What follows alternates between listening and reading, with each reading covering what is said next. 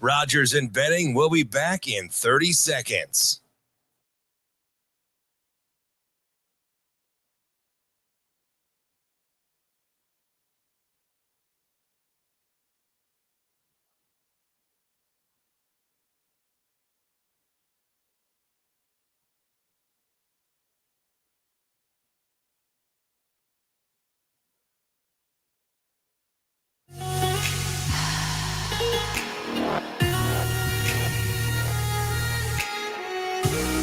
Coffee and Cream on Hail Varsity Radio with Andrew Rogers and Damon Benning. Ready? Oh, yeah. Just first of all, like it's been, 6 weeks? It's been like really, really exciting for me just to support, just the excitement about the program, just the N, the national brand of the N. Nebraska is just one of those places. Just really exciting and excited to be here, happy about it all. But just really excited to be here, thankful, grateful for the opportunity Coach Rule has provided me to come here and join the staff. And just it's been nothing but a great experience thus far, and looking forward to getting to work when the guys get back here pretty soon. Good morning, Coffee and Cream in the morning on Hail Varsity Radio, powered by Currency, live from the H&H Chevrolet stage on a cold, not for me, Friday morning. As I walked in from my car to the studio, I felt like every body part of mine was going to fall off. Not a cold weather person. DB, however, is. He's sitting in the chair right next to me. DB, good morning. Good morning. It's exciting. I mean, that's the theme for today and yesterday. It's exciting. No accident. It is exciting, Doc. Maybe not last night for you. Nebraska's staff was exciting. No, Westside laid an egg, but that's their own fault. So I mean, we'll get into that. We'll get to that much later. That's totally on them. I got to figure out a way that they want to play basketball that's advantageous to their skill set, that's totally on me. Which is what makes coaching fun. But I do think the cool thing about yesterday is they're kind of rolling them out in pieces, right? Just kind of stretch this thing out with guys that take the podium. 1-2, 1-2. Apparently, Nebraska's staff, a lot of what the prerequisite was upon taking the job was do your homework. That and make sure you're on the same page. They are extremely well versed historically, which I mean, they're either setting us up for the okie doke or it's going to be a good thing. Because setting us up for the okie doke would be, hey, you know what? We understand. Yeah, we understand. I mean, kind of in theory, not the hokey pokey, but because they are kind of ingratiating, and they're really trying to understand what's happened, what's been happening. Coach Rule spent time with Coach Osborne. Coach Foley was out in Grand Island. Coach Barthel talks about the real running back and starting, going way back down the road. Right. Coach Satterfield, a football junkie, kind of a historian with where we've been. We know about Raiola. So these guys appear to be coming with like this. They got this library. Right. Now and that may be partly because they're going to cast. It's in addition to casting a completely new vision, right? Because there aren't anybody with any ties to the university. And so maybe that's a good thing, right? Where, sure, we can, because what I've always said is it's cool to understand the history. Just don't be held captive by it. Let's move the ball forward. And with all these new fresh sets of eyes, and it appears to be a very tight-knit group. It's almost kind of mafia-like, right? I mean, they've got their guys. A little bit. So and that maybe that's the blend that we were kind of missing. Not succumbing to what was and incapable of moving forward, but understanding what once was and then moving the ball forward. Good way to put it. They didn't live it, but they're getting ingrained into it. Just to know. I mean, we heard Coach White What are you talking about? Well, I'm going to talk to some guys about the black shirt tradition. And I was like, oh boy, careful who you talk to, because if it was post 06, you're going to get some different answers. If it was pre 04, you're going to get the same answer. So it's just like, it's cool to understand the history and want a certain benchmark and a starting point, but you've got to be able to put your own stamp on it. So maybe that's what they're after. Yeah, alignment was like the key thing that I took away. Zero question from this. Zero question. It's the best way to describe rules. Staff, everyone is on the same page. No matter what is said, it's all different. Oh, he's the leader. But it comes back to one road. Yeah. They aren't off doing their own things. Everybody knows what everybody's doing, which is why the mafia example that you provided was like, I mean, and everybody knows everybody, right? They've all been with each other at some point in their former lives. They all have each other six. Yeah, I got you six. One of them. That is a great line, young man. I know it's a military term, but it is one of the deals on our cultural roadmap at Westside. Oh, you have quotes behind you like Deion Sanders has all his quotes behind him in every video? Yeah. If I tell you what, if they're remotely competent, he may be dangerous, though. You get guys to play together. That is true. That's very true. Now, we'll talk to Jeff Campbell in just a few minutes. Lincoln East head coach. He's a part of our high school coaches corner. Is he a teacher? Yeah. So that's why we're talking to him about 7:10 early. He's got to work. He's got to go to work. We'll also get reactions from you regarding Kevin Warren leaving the Big Ten for the NFL. And if you liked it, if you disliked it, tell us. If you like Kevin Warren, tell us if you dislike Kevin Warren. I'd like to know why. Sam had a pretty good piece that he put out yesterday, outlining some pros and cons. And I mean, it's interesting. I think the immediate knee-jerk thing is, good riddance. And I'm like, it just seems kind of short-sighted. We talked a lot about that on Morning Dump yesterday. If you missed that episode, you can go back and listen, but also bring your thoughts whenever throughout the show, 888-638-4876. You can play trivia against DB at 7:45. So get versed up, start reading, because DB doesn't know the questions and neither do you. At 8, we'll talk. Well, you gave Kendall all the he had the crowd. He had the crowd help. I mean, my man batted a dozen. That was the real MC in me, right? Yeah. Because normally I'd be like, hey, it's just you and me. Like, you don't let the people in the seats tell you what's up. But when I MC hockey games, which I will tonight, are you gonna make some noise? Duluth, I will make some noise. Let's make some noise. You got to get to a game so you can actually hear it in the flesh. Yeah. So I'll be out there. Come join us. But I let the crowd help out the contestant. So in that case, first Benning, breakfast with Benning. That's where I got my cream. That's why I got my tail kicked. Yeah. Yeah, I got he smacked. had the advantage. Yeah, I got smacked. He absolutely had the advantage. Pretty good. But you know what? We're back. You're back in the seat. You're like the chase, like the chaser. Back the with a vengeance. No, you're the chaser. Yeah, I'm doing the chasing. You're like that big English guy, whoever he was before Ken Jennings and everybody else took over for that show. Well, what's his name? The Beast. You're the Beast. Nice analogy. We'll speak with Dave Starman at 8:30. We'll talk hockey with him, and we'll talk about the upcoming matchup between Duluth and Omaha because he's in town to call that game. It's a nationally televised game, first one for the Mavericks this year. Let's go. And then Mike Sautter, of course, to round out the show like we do every Friday. So we have a lot in store for you. But I want to get back to our thoughts here on Evan Cooper and EJ Barthel before we get to Campbell. We'll continue that conversation too afterward. But Evan Cooper's a bro. That's like what I gauged. I felt like your text to me was interesting, kind of outlining the impact he had on you. Well, because I sat there and I'm like, he's not like captivating me in any sort of like energy type of way, but take it a different direction. And what he did captivate me in was like just his voice, right? You know how you go to bed sometimes and you're just listening to like the soothe sounding voice of something or someone, and that helps you sleep. Like that's Evan Cooper for me. It got me into this trance. And then I couldn't take my eyes off of what he was saying because his delivery was so good. And I texted you and I said, he reminds me of you. Yeah. He reminds me of somebody that is not overly loud, but comes across as very smart. His delivery is always good. And he is somebody that if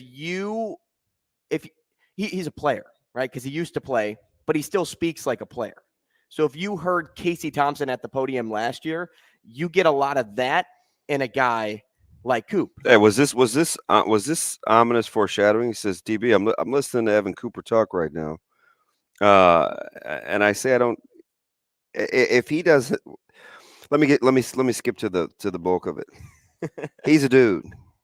Caleb or any recruit really will latch on quickly. The way he delivers his message is exactly like a player. Like-mindedness goes a long way with relationships. And we got home, and Caleb wasn't in the mood because they had just taken a big fat Right. L. And I figured nobody and was. I, and but I, I'm like, and I still had to said, say it. Lob, truth or dare? Caleb said, oh yeah. He did. I told you he liked Coop. You know, Yeah. they got into the and the way I thought J.C. about it Horn was, discussion, and that was a big one too. He brings up NFL things. Caleb is a huge Carolina Panthers guy. And we'll continue this conversation in a few moments. But I want to get to Coach here, Jeff Campbell on the line. He's got to go to work. He has to work, so I want to put him to work now and answer some questions with us. Lincoln East head coach Jeff Campbell with us. Jeff, good morning. Hey, good morning. How you doing? Death, taxes, and talking to a top 10 ranked Coach Campbell bunch, man. Man, just consistent as the day is long, man. Yeah, how's the new year going for you? So far it's gone all right. Coach, it's interesting, right? You got the big one tomorrow. You got past Kearney.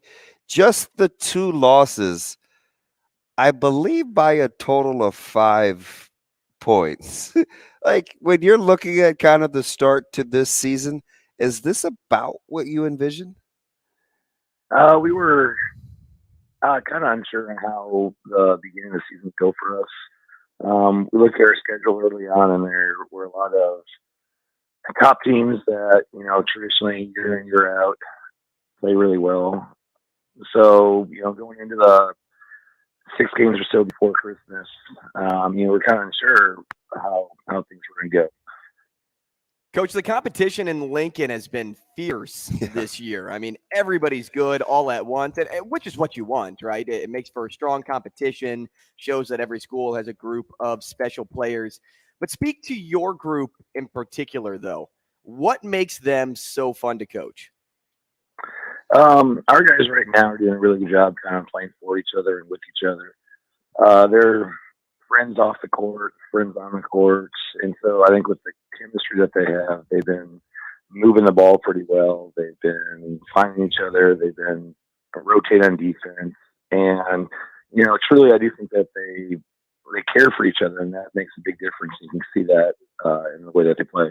Coach, I always say I kind of liken what you do because I see you in the summer, right? You coach on the summer circuit, and one of the really good high school coaches too. So you have a lot of information. You see lots of different kids all the time that you ultimately play against. Is that part of, and that's a lot of the guys in Lincoln, right? Is that part of what makes that round robin so competitive where, North Star can get a Lincoln High can, struggle with a South, or just kind of the familiarity with the talent in the capital city? Oh, definitely. No, I think that's part of it. Lincoln, if you're a high school basketball player, all the other high school basketball players in the city. You work out with them. Some people train together. And so there's definitely familiarity. Coaches move from staff to staff a little bit, and so they bring knowledge of different teams with them. And so, definitely the familiarity, I do think, makes it very competitive. How about for you? I mean, how have you learned to play nice being a AAU coach and a high school coach?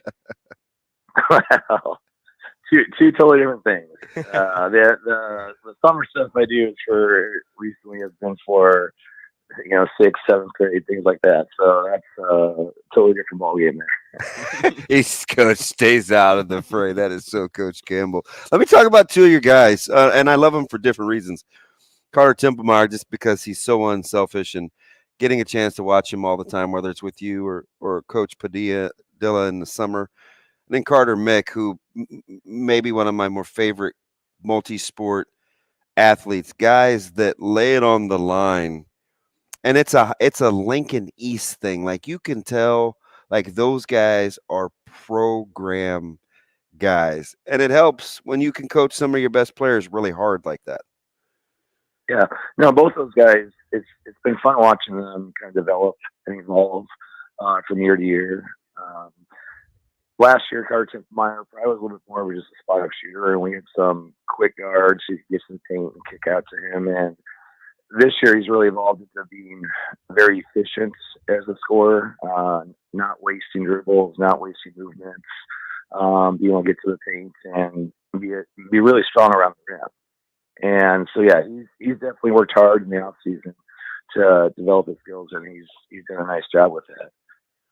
Carter Mick is ever evolving.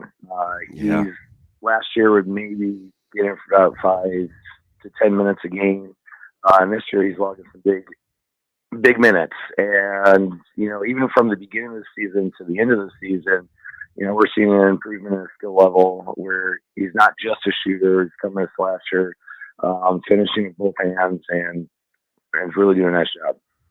You spoke individually about those two, Coach, but how do they complement each other on the floor? And even maybe how do they complement the rest of the team out there? Oh, I think that all the guys that we have on the floor, I think, are doing a good job of figuring out who's hot at certain times throughout the game, and they get the ball to that person. Last night, kid named Connor Hamilton had a great game, and we kept finding him. He was opportunistic. The other 4 guys on the floor knew that he was hitting shots, and so the ball just kind of finds and moves that guy all the time. And so that's just kind of a credit to kind of our kids as players and as teammates. Coach, you kind of loosely referenced the high school players and linking, knowing one another, and training with one another. It's no coincidence with the facilities that have popped up in Lincoln over the past 4 or 5 years. You've got some tremendous trainers where they really work skill sets out of season in Lincoln. No surprise that the level of play has risen with more opportunities to just stay in gyms. I think, as Lincoln grows and as youth sports and these facilities continue to pop up, it just gives kids more opportunities to develop. And I think that we're seeing some of that right now that's going to be helping. I really think that the senior class around Lincoln this year is just really good. If you go up and down the rosters of most of the teams, the seniors are people who are carrying heavy loads, and it just tributes to that particular class as well. Coach, your schedule doesn't get any easier. I mean, 4 out of the next 5 games are against ranked opponents. You have Millard North first. What's your approach for a stretch like this? Well, we were just talking yesterday in practice. I think we have 7 games in the next 17 days. And I think 5 of them are going to be, or 6 of them are going to be against teams that right now have winning records. It's just about trying to find ways to stay fresh and keep our kids engaged, make every game as important as the game before, no matter who the opponent is, and not look too far ahead and just kind of focus on the now and who's the next team up. Coach, it's interesting. I'm at a high school right now, and there's 2 or 3 that are in this situation. Played last night, then won't play again for almost another full week. You guys are going to cram 7 and 17. I think 3 of those are Lincoln schools. You got Millard North. I think you're on the road at Grand Island. And I'm not sure if Elkhorn South is at home or not. I think it's at their place. But do you like the way that the schedule breaks down post the moratorium, the hack tournament? Does it kind of fit what you want to do from a coaching standpoint? This year is just a lot of variety in our schedule, I suppose. We don't have traditional weeks where you play Friday, Saturday like it used to be. A lot more during the week games on Tuesdays and Thursdays. And I'm not sure my opinion on that yet.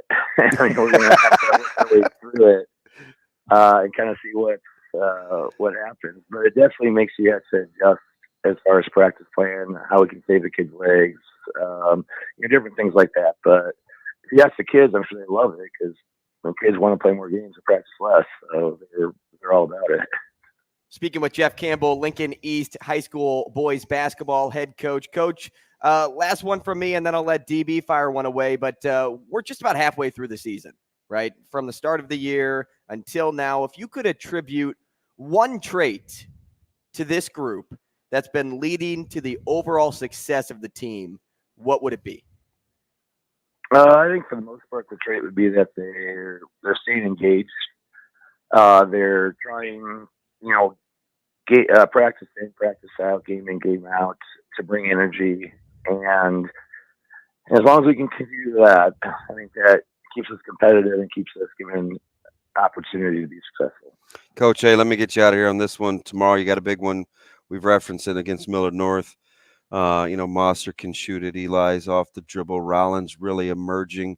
When you look at kind of what they bring to the table, I know you guys always like playing against the Metro, I think, and you'll embrace that challenge. What do you see in the scouting report that makes this one interesting? Oh, I think that they have a lot of guys who do a lot of good things. It's going to be a tough test. We definitely are going on the road for the games that against the top level teams around the state this year. So going into Millard North, I mean, we're just going to definitely be focused in possession by possession, try to win possessions. See if we can pull that one off. Coach, good luck the rest of the way. Thanks for joining us on the show. Now get back to work. Coach, class act. I think the world of you. Appreciate it. Yeah, appreciate it. Thank you, guys. Thanks, Coach. That's Jeff Campbell, Lincoln East High School boys basketball head coach, and boy, have they been phenomenal this year. How competitive is that city? I mean, normally you look at Omaha and you're like, wow, how competitive is that city? And now you're looking at Lincoln, you're like, there's some level-headedness now between the two. They're both kind of up there. How smart does Kevin Suits look? Reserving judgment, not going all knee-jerk after the hack tournament. Great bring back. He said, let me see how these next 2 weeks goes. There's going to be a lot of Lincoln on Lincoln basketball being played. You would have to think, too, that some of those matchups have been circled on these boys' calendar for a while. And it would be hard for me as a coach to kind of like take that idea out of their head, because you don't want to just skip over Millard North. You don't want to skip over Grand Island if you're Lincoln East just to get to Southwest, Southeast, whoever it is. But you know for a fact that these kids are like, these are the games we want most. Yeah, and I kind of like their busy schedule. There are a couple of these high schools. I think Gretna plays Bellevue West next week. That's their next game. Westside doesn't play for a week. There's probably 3 or 4 schools that are going to have 4 or 5 days off. And I'm thinking, let's play. Now, I'm going to embrace it, right? I don't have a game to go to, which means I'll probably watch. I'll watch Wahoo and Platteview tonight for sure. That'll be a good one. Weekend, heal up. I may not leave the house. You wonder if time, too, is good for this West Side team. Like just a little bit of a break. Yeah, I don't know. I think, I got lots of thoughts on those guys just being close to the situation. But I think for them, it's a group. There's 3 things. Number 1, they're still kind of growing, learning to play together. I think number 2, they got to command maximum effort all the time. It's not a team that's always going to come out and shoot the basketball well, so they have to do the little things. And I think they have to get a little more defensive minded, right? Their offense has struggled, so you're like, "Whoa, DB, it's not like they're giving up a ton of points." But if you're in a grimy game where you're not getting buckets, that mentality has to kind of take over. And then the other thing is, I think offensively, they maybe have to change the way that they play a little bit, because it's so dribble, it's drive, kick, and shooting has not been their thing right now. So I think they got to where they're standing on the floor. It seems like that's what they want. A lot of spacing, and I get his concepts too, right? It's made to create for a guy to get downhill to be able to maybe do make some a back cut, get to the rim, but maybe kind of make it more of a guards game for them. Hey, our poll question of the day: with Warren headed back to the NFL, who out of these candidates would make for a good replacement? Jim Phillips, the ACC commissioner; Gene Smith, Ohio State's AD; Kerry Kenny, Big Ten executive, or none of the above? But you got to comment below. You can't just pick none of the above and then not tell me who you think should be the next commissioner of the Big Ten. Get into that more next, and we'll also talk more Barthel and Coop. Rogers and Benning will be back in 5 minutes.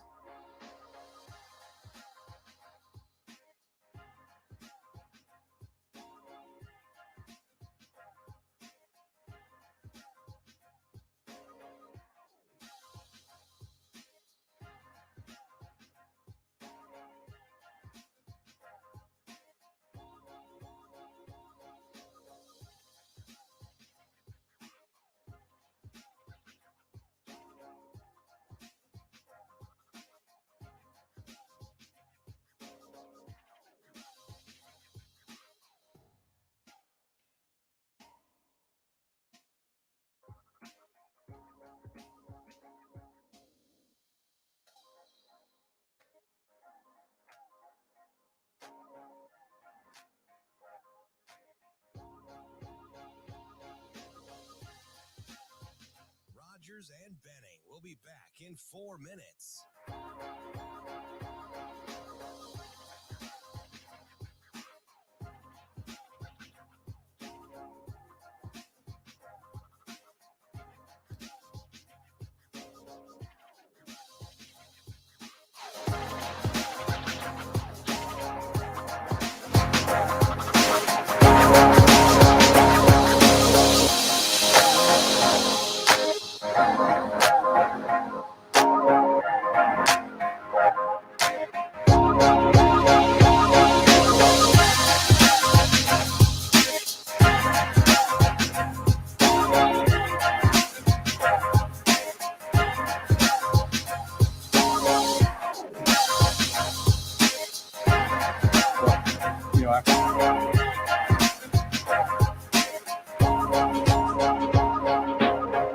Rogers and Benning will be back in 3 minutes.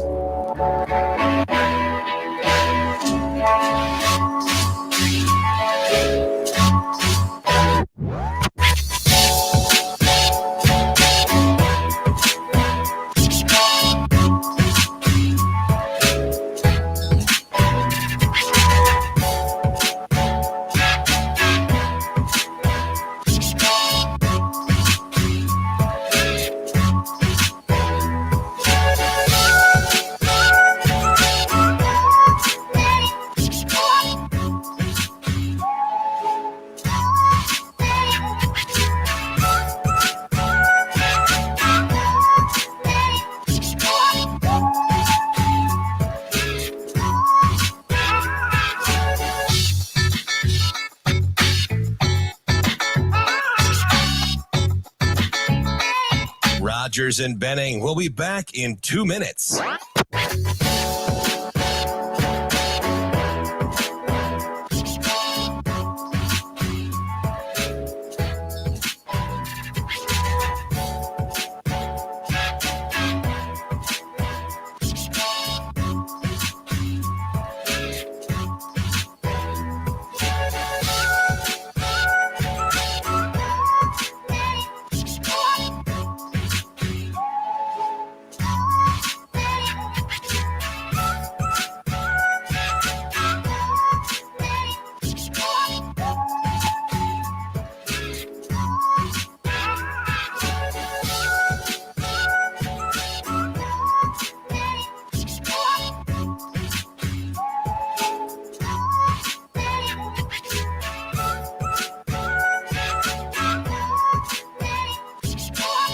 Rogers and Benning will be back in 1 minute.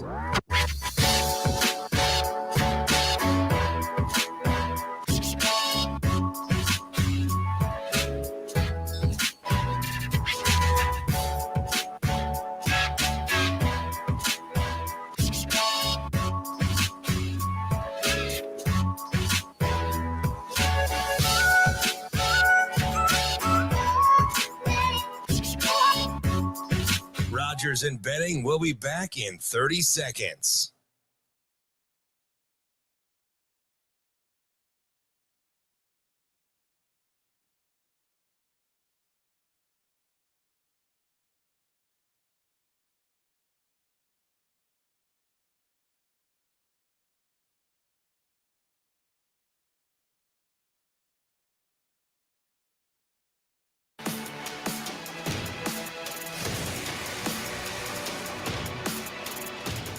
Coffee and Cream with Rogers and Benning on Hail Varsity Radio. Hey, back with you on Coffee and Cream in the morning on Hail Varsity Radio, powered by Currency. We are live from the H&H Chevrolet stage at Hail Varsity Club. Catch us on 590 ESPN Omaha, 1480 ESPN Lincoln, live on Twitter, live on YouTube. Catch us wherever, because we're having fun, and we love having fun with you throughout the show. 888-638-4876 for your thoughts at any point. Give us a call. We'll take them when we can, and we enjoy hearing alternate perspectives. We talk about that all the time. And do we like an interactive show? I think so. How about just tried to rhyme with show there? I don't know if I really did that with so. My main man, Channel 3 Sean, he says the only thing I'm a little concerned about with these new coaches. And now this is interesting. This is why I'm reading this too, because I want to get your thoughts. OU I'm here. GHTS.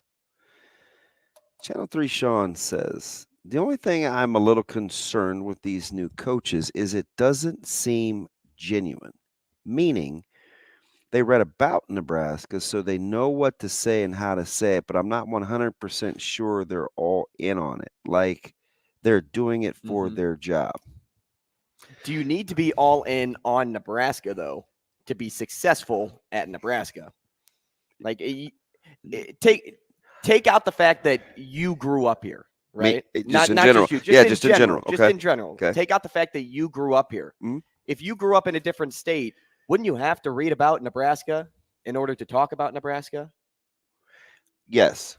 And so to back the coaches up here, it's great for me because I'm the perfect example. I didn't grow up a Nebraska fan, but because I read about the history, I can't speak about the Huskers in either a good way or a bad way because I wasn't like with the state. So let me play devil's advocate here, just to go the other way, because I'm team EJ, right? Right. Barthel.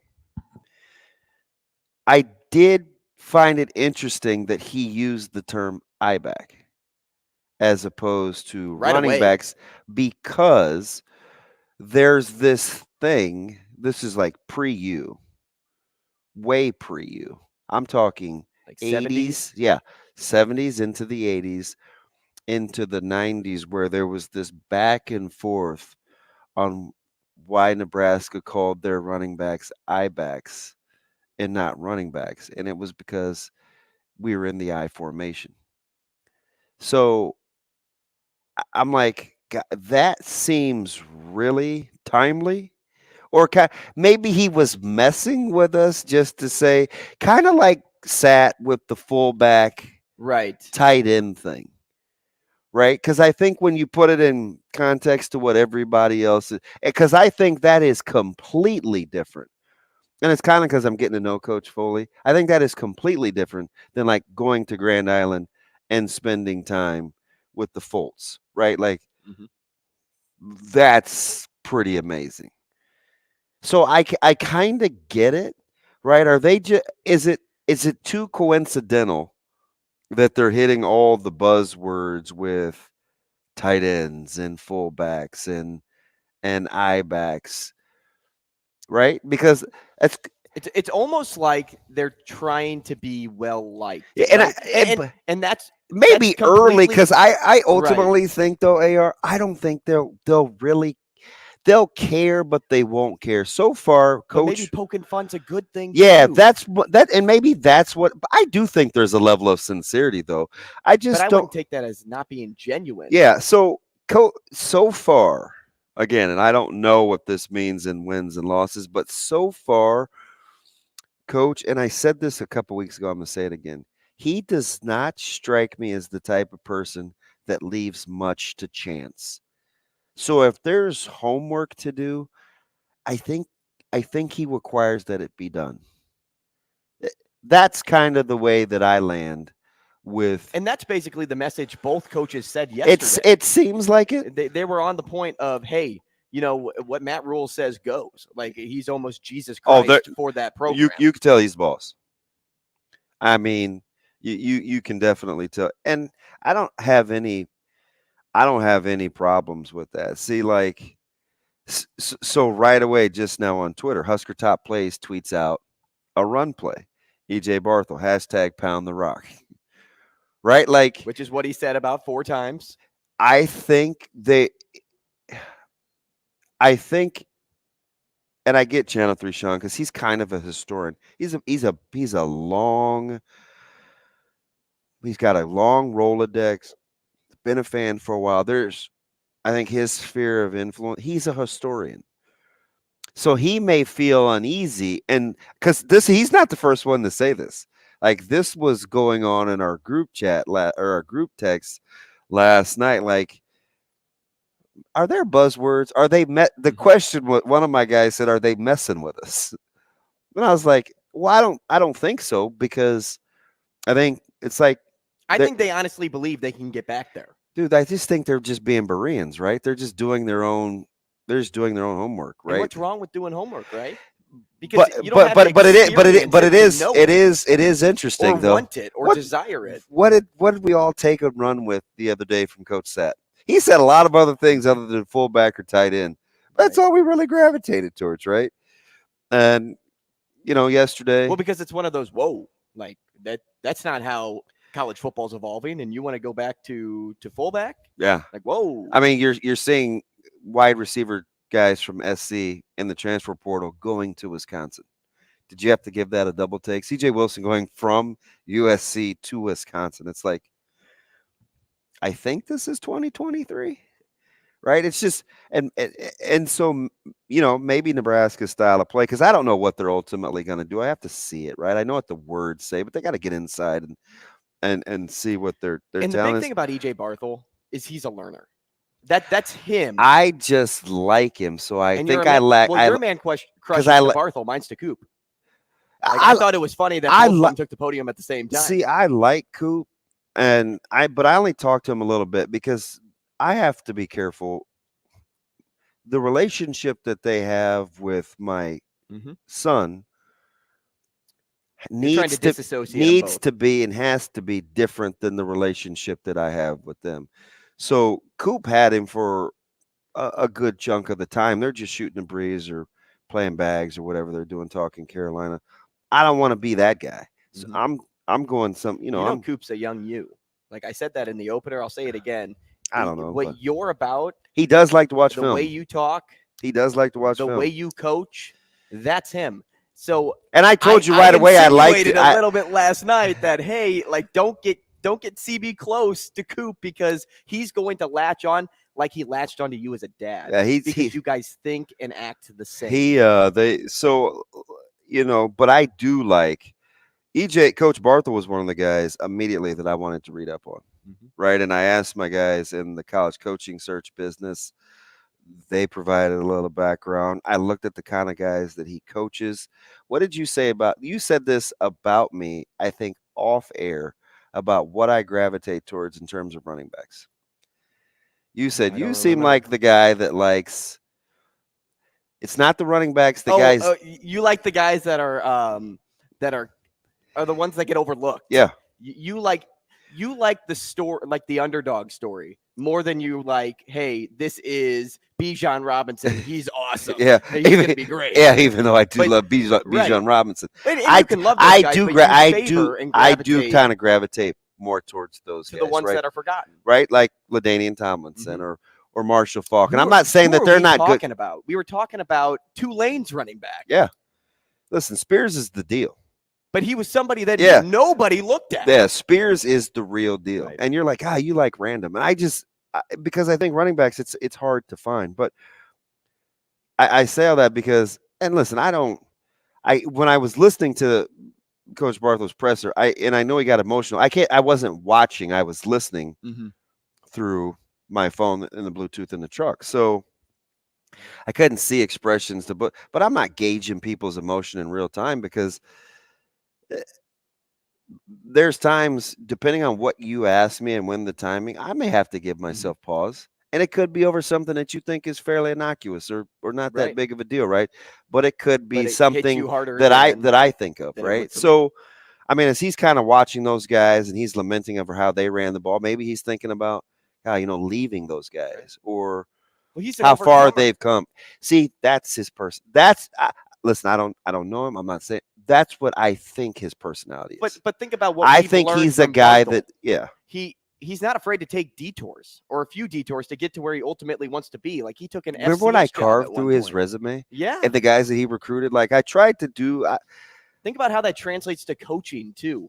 How if you're not afraid to take detours, he's not afraid to go out and grab the guy that is not overly loved. I just don't think you can win at Nebraska without being. You got to be a grinder. He's a Long Island iced tea. So the more those guys stop mixing drinks, well, he'll implement a little bit of all his coaching experience from a little all over, straight up, like an actual Long Island iced tea. Yeah, I just think you got to be a grinder if you want to win here. Hey, let's play some trivia next. Rogers and Benning will be back in 4 minutes.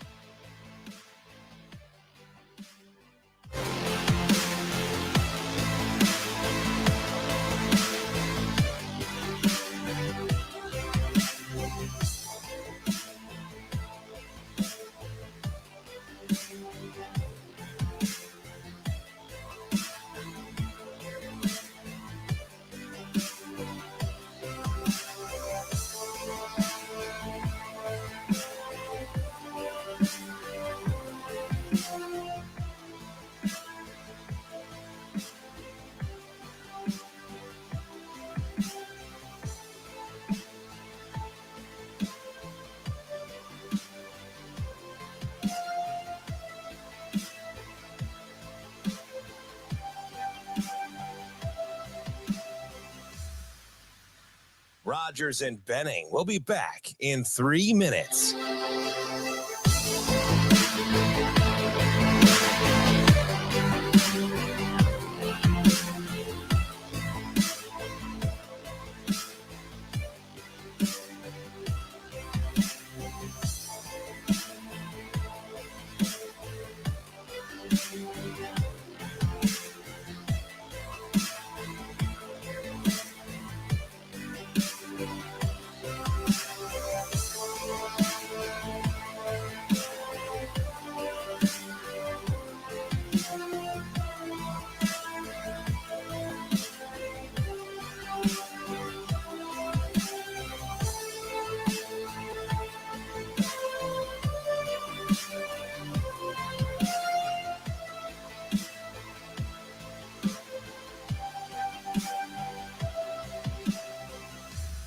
Rogers and Benning will be back in 2 minutes.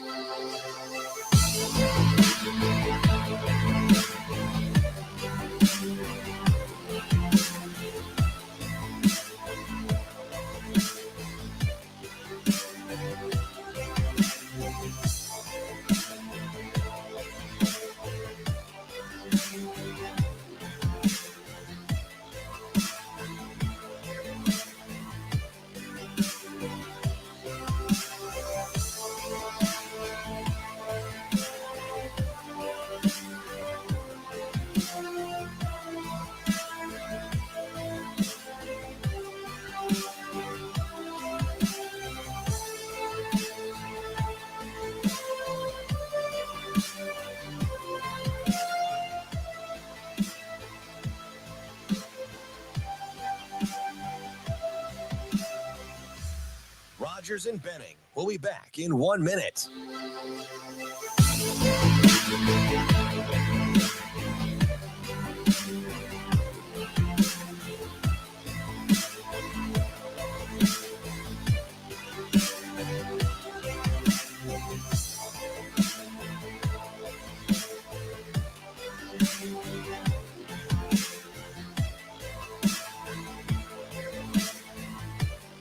Rogers and Benning will be back in 30 seconds.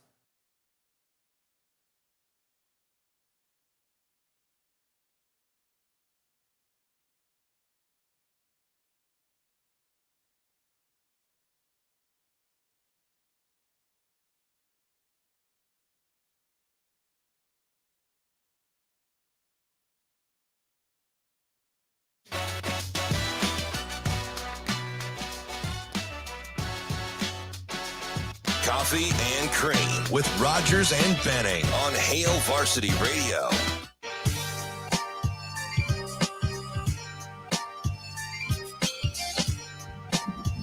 Hey, we are back on Hale Varsity Radio, powered by Currency. It's Coffee and Cream, live from the H&H Chevrolet stage at Hale Varsity Club. Thanks for joining us, 888-638-4876, if you'd like to get involved in the show or want to play trivia against DB, because if we don't get a call in 1 minute, it's going to be Shane. And I think, like I've said before, I think this is a strategy by our listeners so that they can hear more of Shane.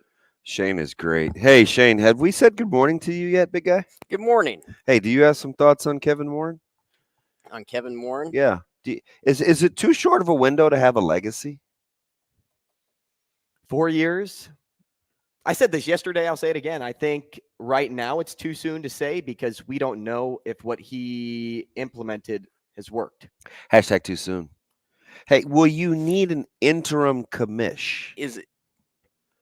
Will we need an interim commish? Will Big Jim, will Jim Delaney come over and say, hey, you know what? I'll hold it down step for in. you guys while you find your commissioner. Shane, do they? You have thoughts, man. I know you think very deeply. I'm Is totally he a putting good him on the fit? Is spot. he a good fit for the Bears? Who, Kevin Warren? Yeah. I think so. Look, says the Bears fan. What? I would say that if I was a Packers fan. Is that right? I mean, yeah, there's some hope there too. I think you could have somebody step in as an interim. You need that sort of boss structure. I hope and I pray that I'll make it But someday. I also think that Kevin Warren was thinking about leaving for how long now? Like, has it been close to 2 weeks, 3 weeks? Yeah, I think the rumors are about 3 weeks old. So you would think that they've been in communication with some people that if they don't go the interim route, they're going to have somebody right away. And remember, the NFL made a statement. Hey, we have our execs that are courted all the time. A lot of people have inquired about Kevin Warren. I was like, whoa. The NFL knowing that or the Big Ten, I should say, knowing that they're coming after the NFL's coming after their guy. I think Jim Phillips is a great move, direction to go to. I don't think he can just. I think you have to have there's some logistics you have to take care of. People thought he should have been the Big Ten commissioner 3 years ago before Kevin Warren got it. Yeah, I'm telling you, man. So why not now? Well, we'll play the game. We'll get to Kevin Warren at the 8:00 hour. But what I would tell you is, and I was just reading the comments online with Sam's. I thought Sam's article was pretty fair. But Nebraska fans, I just don't think, and I think they're okay with not getting over it. I do. Like, I think, hey, we know it seems kind of petty to not forgive the pandemic where parents are actually suing the league, but we know it and we embrace it, and that's fine. We'll holler at you later. I really think they're okay with that. Like, you ever have those moments where you're like, yeah, I know that was super petty, and I'd probably do it again, but I know it wasn't right. You know what I mean? Yeah. Like, I think the fan base is okay with that. Well, the reaction was warranted. It was fine. Oh, and it was so warranted. It was so heated. Which is fine, but people just didn't know how to handle. Well, when that we time. were already angry, you know what I mean? Right. We were uncomfortable and we couldn't go anywhere. And you take away the sport that people are just waiting for. I mean, and it was, that was wild. Old wounds die hard. Let's kick you out. We'll see you in like 3 minutes. Goodbye. Headset off. Shane, you ready to play? What are we playing here again? We're playing Dog Eat Dog versus DB. It's you against him. You get answer choices. DB does not. However, he gets one Hail Mary. Can I play a sound effect for this? Yeah, go ahead. Let me hear it. I'm assuming that's in direction to DB. Can you play some music? Can I play another sound effect to me playing? Hey, that's Wednesday. What about this one? Opa. All right, here we go. You ready? Okay, go for it. All right, question number one. Hey, the Heat set an NBA record by making all 40 of their free throws earlier this week. The previous team to hold that record was the Utah Jazz. What city did the Jazz originate in? Was it San Diego, New Orleans, or Vancouver? New Orleans. Shane, question number 2. Rest in peace, 1979 Heisman Trophy winner Charles White, who passed away Wednesday. He was a part of a large running back class to win the Heisman Trophy from 1972 to 1983 before Doug Flutie cut into that position group in 1984. Who was the last running back to win it in 1983? Was it Herschel Walker, Mike Rozier, or Bo Jackson? Rozier. And question number 3, which current NFL playoff team has made the most appearances in the playoffs? Is it the Dallas Cowboys, the Minnesota Vikings, or the New York Giants? Cowboys. And the tiebreaker question, Shaner. James Harden currently holds the record for most free throws made without a miss in a game. What's that number? Repeat that once more. James Harden currently holds the record for most free throws made without a miss in a game. What's that number? God, I don't know. 13. 13. All right. Let's welcome back DB. Where's he at? How do we flag down DB? We can't see him through the doors. Whoa. Will that work? Whoa. Will the monkey scream work? Whoa. Let's not. Whoa. I'm trying to flag him down somehow. Oh, Apparently he's my not goodness. listening. I mean, just give him an eagle call or something. Headset off, Shaner. Headset off. Tap on the door. This was great when we had the breakfast with Benning because we had people that could knock and tell DB to come back in. We do need to have some type of see-through slot, though, to bring him back. Okay, DB is here. Head nod. He's ready. He was studying up back there. I saw him pull out the textbook.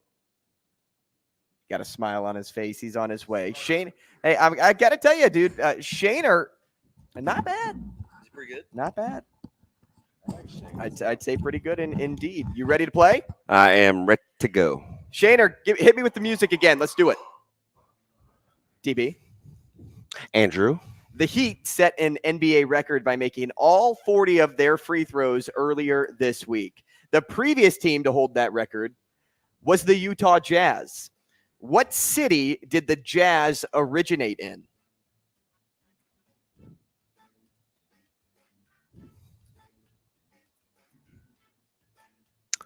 New Orleans. Question number 2.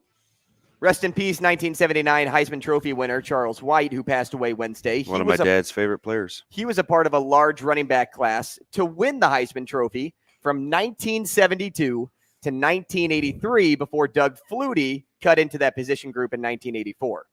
Who was the last running back to win it in 1983?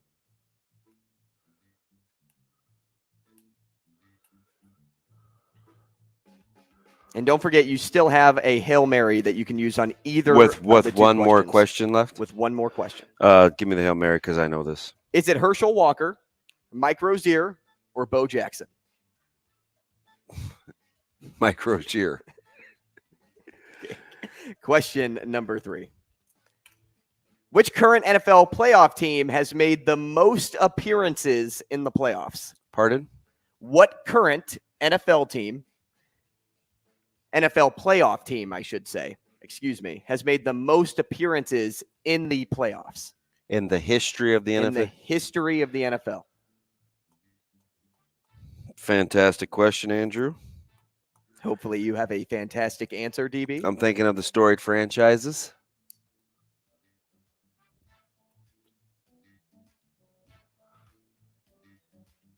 Wow, there was such a stretch where those Romo Cowboys weren't going to the playoffs.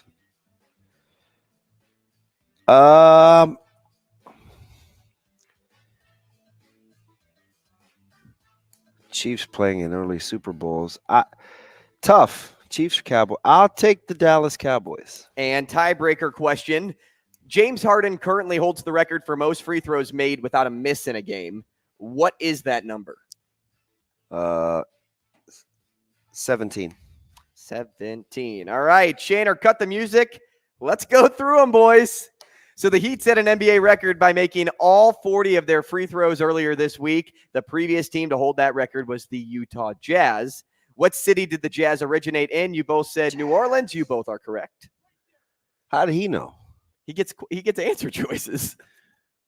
He's a smart guy. Did you use your Hail Mary for that one? I don't get a Hail Mary. He doesn't get Hail Marys. I don't know why, but whatever. You get 3 answers. A Hail Mary should be a 50-50. All right, question number 2. In regards to Heisman Trophy winner Charles White, who passed away Wednesday. He was a part of a large class that won for about 10, 11 years, 12 years, however those dates match up. The question was, though, who was the last running back to win it in 1983? You both said Mikey. You both are correct. I had to throw in a Nebraska answer choice. I haven't done that yet. Yeah. So I thought I tried to throw you guys off. Maybe say Bo Jackson or something. I talked to him the other day. So you know what I'd like to do? Because you're kind of savvy. You've done some TV, even though you have a ton of experience.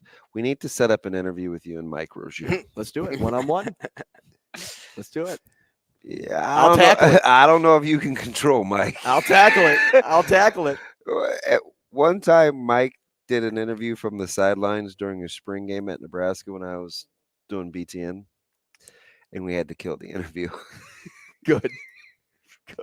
Hey, Mike's his own man. Let's get to these final ones before we wrap up the segment. Hey, which current NFL playoff team has made the most playoff appearances? You both said the Dallas Cowboys. You both are correct. Tickle People Brian, that's for you. 3 for 3. It goes to the tiebreaker. James Harden currently holds the record for most free throws made without a miss in a game. What is that number? Shane said 13. You said 17, DB. That number is 24. DB takes it home. I cannot lose to Shano. All fun here on the show. We're going to talk more Big Ten football next. Rogers and Benning will be back in 4 minutes.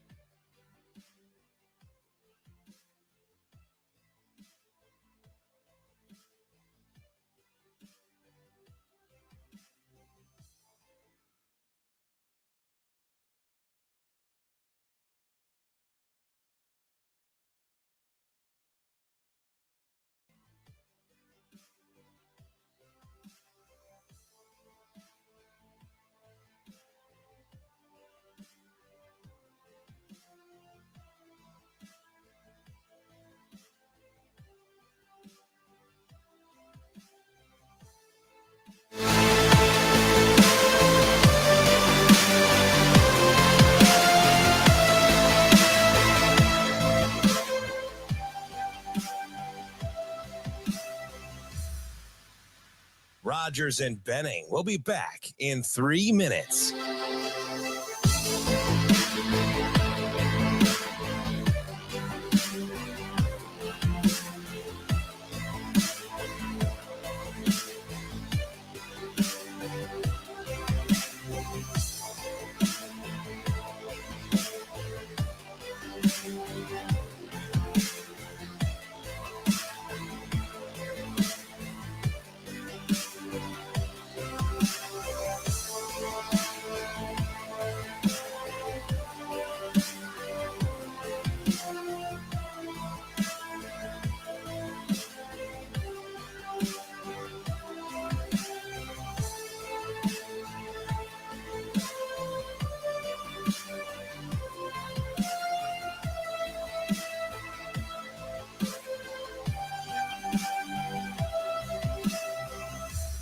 Rogers and Benning will be back in 2 minutes.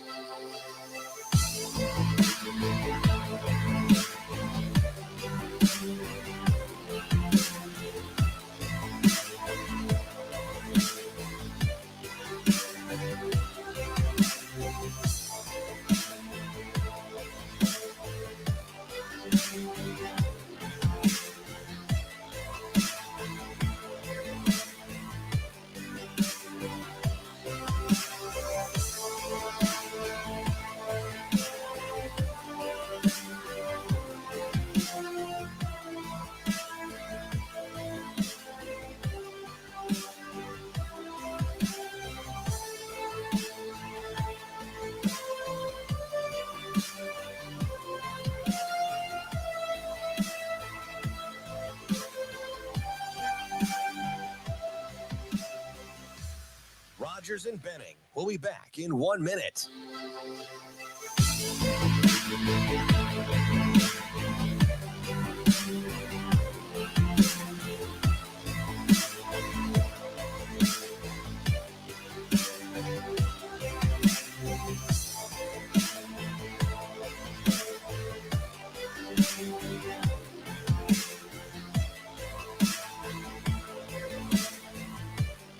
Rogers and Benning will be back in 30 seconds.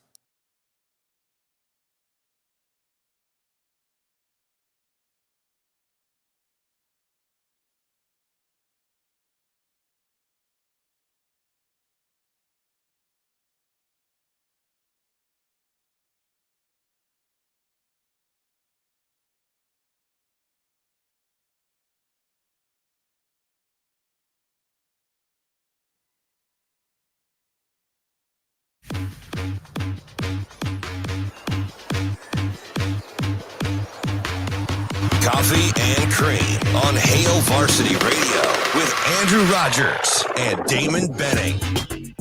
Overall impressed.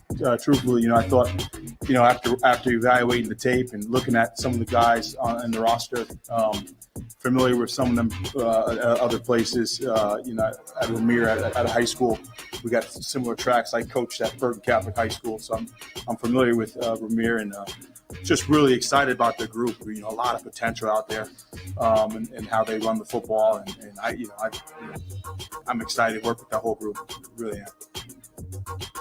That's my man, Coach Barthel. I feel bad calling him EJ, even though he's significantly younger than me. I'm just going to say Coach, because he's a guy that likes the running back room. He likes pounding the rock. He hashtag pounded the rock this morning, retweeting Husker Top Plays, which was a running play this morning, which I like. But and he appears to be a guy that likes collisions. If you don't like collisions when you're pounding the rock, you better get yourself over to Dingman's Collision Center. Family owned and operated, which is a big deal to me because I am a family guy. That's why I like Andrew Rogers. We invited him into the family. Shane is my son. I've invited him into the family. Family owned and operated. It's local. Super technology too, so they have a lot of versatility, and they've kind of morphed. One of my first cars was a Mazda 626. I went over to their location off of Saddle Creek when I was over on Grover. They don't even make Mazda 626s anymore. That's how long Dingman's has been in the game. They are so good at what they do. They work on all makes and models. You don't have a Mazda 626 probably, but if you do, they'd fix that. They could even hook your Tesla up. That's the kind of range for days they have. 4 locations throughout the metro area. They got a standalone mechanical shop, which is really convenient. It's practically Midtown now, which is 120th and Maple. Right. Say that out loud, but hey, man, it's a 25-minute town. There's a reason they've been voted first place in Best of Omaha for 18 years running. That family's created a monster. And, Shane, I'm not going to leave you out. I'm not going to leave you out. I was originally introduced to Boyd. He's like the grand poobah. Shane, on the other hand, has an affinity. That's a good way to put it. For Darcy. Oh, come on, Shane. So we're Team Dingman. Yeah, we are. We are Team Dingman. Hey, you mentioned Tesla, and it had me better than a It had Tesla. me thinking about a TikTok I saw yesterday about you know what? The heck with you and your TikToks. I am not a TikTok guy. Oh, obviously. Sasha's over here chuckling. Oh man. Okay. The trend about people biting into those Japanese candies, like those jellies. Nope. It's like this big plastic, like grape-shaped candy. Okay, say that was the flavor. It's a trend. Yeah, like you bite into it. We have a show friend, Asian Wyatt, but I don't know. Does that count? Can I ask him about the Japanese candy? I don't know. I think it's Japanese. That's what Ashley told me. And Mary Kate and Ashley. And you bite into it, Uh-huh. and it's supposed to like spew into your mouth. Like if people are doing it the wrong way. Like of course TikTok doing things the wrong way. Yeah, so far I'm not gonna lie. Doesn't sound like anything I'd be interested in. No, and she's like, Andrew, you should try this. I'm like, no, I don't want anything shooting into the back of my throat. I'm like, no, I don't need that. And you're saying this to your fiance. I'm saying this to my fiance. And yeah, I'd minimize that if I were you. I mean, I'm just saying. I'm just telling you how the conversation went. Just move the ball forward, kind of like Coach Barthel, right? Like, I don't suggestive hint this early. Let it play out. Yeah. Stop. What? No, I'm serious. I'm just looking out for you. Oh, thanks. And I watched a girl, like she was like emptying her purse contents. Actually, I guess Ashley was watching it, and I'm like, was it like Donna Karen? What kind of purse was it? Gucci, Fendi? I don't remember. She just dumped all the contents of her purse out, and I'm like, Five that Below seems very insufficient. Kohl's. But, I don't know. She was driving a Tesla though, so I'm assuming it had to be a nice branded purse. And she did the candy, and it shot out the other way instead of into her mouth, and it went all over her steering wheel. Yeah, see, you can't even eat in my vehicle, and it's not that it's sweet, but I'm just not a fan of that. Zoe sneezed in the back seat last night, and it was just one of those Clorox wipe. that sounded like it was Snotty. Yeah. And she's like, Clorox wipe. And Micah, who was sitting next to me, just literally after school, and I picked her up, knows where the Kleenex things are. And he acts like he's scrambling, and it's dark because we're driving to the game. I'm like, get your sister a wipe ASAP, please. Dude, I had the shakes, right? Nobody wants snot in their back seat. No, but no big deal. 4-year-old or not. You signed up for that. No, man, I'm telling you. No, there are certain things. No. Do you think, will you be the type of parent, if the Lord blesses you with kiddos, will you eat after your kids? Like if they're super The young? remainder of their foods? Yeah. Oh, no. Okay. See, not me. I mean, especially because I've seen Braunschweiger left on. Dude, Braunschweiger is the jam. Not me. Mm-mm. Right. Some nice sliced Braunschweiger with a slice of cheddar, I'm just saying, mustard. man. What do you have against Braunschweiger? It's not for me. Are you too bougie? No, I'm not. Just telling you, I don't like the taste. So we were eating at the breakfast table the other day, and Caleb had some leftover. I made him a homemade crunch wrap. He said, "Do you want the rest of this?" And I looked at it. Looked fantastic, right? I mean, I could see the stuff getting ready to come out, and I'd use this thick cut bacon. And then I looked at the curve of the bite, talking about. And I was like, "Nah, I'm good." See, for me, I'm kind of a germaphobe. Like I would say, in 80% of my life, I'm a germaphobe. Like there are some things that I'm like, oh, I'll blow on it, and then just that doesn't work, right? Yeah, I know, but in my head it does. But there are other things to where like somebody's like the same way, like, hey, you want to finish this piece of pizza, and the whole time I saw you eating, and I could see saliva just coming with the cheese. I'm like, no, thanks, I'm good. Hey, look at my man, Asian Wyatt. He's great. Oh man. Oh, all right. Should we get back into actual sports talk now? Yeah. So because I have something that I want to run by you.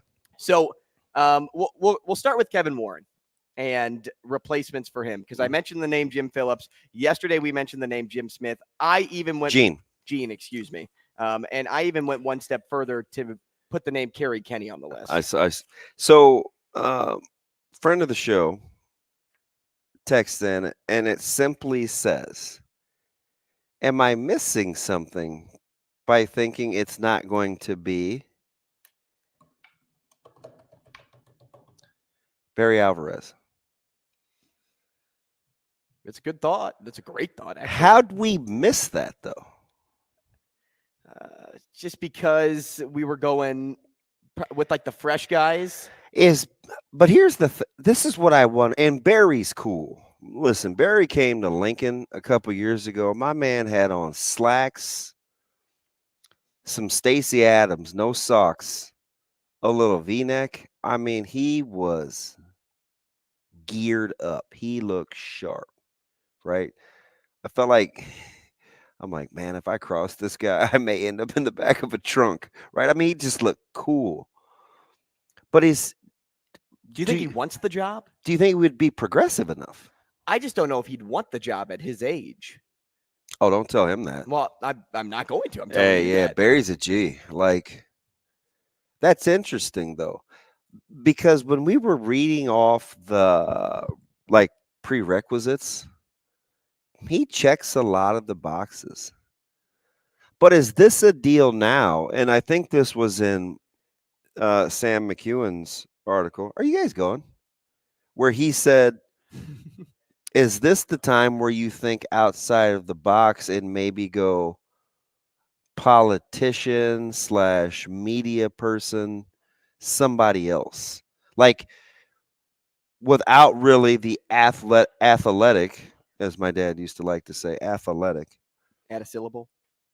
He's Shane. Before Shane. Kugler. How many consonants does Kevin have in his name? It's Shane. Kevin Kugler. No syllables. It's Kugler. Googler. Because he's cooler than you. I'm like, Shane, what do we talk anyway? Like, do we get outside the box? What I miss here? What was our guest's last name that did the Nebraska-Illinois game for Fox? Kevin Kugler. See what KK. I mean? See what I mean? Don't go one step further. That's K2 or K squared to you? Let's go to line one, Shaner. Kevin Warren talk here on Coffee and Cream in the Morning on Hail Varsity Radio. Good morning. You can hear me? Yeah, we got you. Yep, we got you. What's going on, DB? Jay, what's up, buddy? I'm chilling, man. Hey, welcome to the good Hey, side. I see that now. Even the guy answering the phone is He's familiar. yeah. I was my morning commute was a little weird. I got an echo. Is that my fault? No, that seems to be a reoccurring issue. That we're working on that as we're building radio here. Jay, what's up, buddy? It's good. We're good money. It's good money. Well, my morning commute is complete now. You know what I mean? My man. I don't know where I've been. You know, I've been kind of lost in the wind, listening to Sirius XM radio. You know what I'm saying? I had no idea I had access to coffee and cream in the morning. I'm the cream, by the way, man. I make it palpable. Just saying. All right. So now that I've found you on the other station, what I'll do is I want to weigh in on the Kevin Warren situation. Please. I think that for one, I guess I didn't follow close enough the situation between Husker fans and him during the pandemic, right? But obviously during that time, we politicized a lot of things that we were never supposed to politicize. So I'm going to give him a pass on, the polarizing position that people had to take in that time without trying to shake it all back up. You know what I mean? Okay. I'm with you. Okay.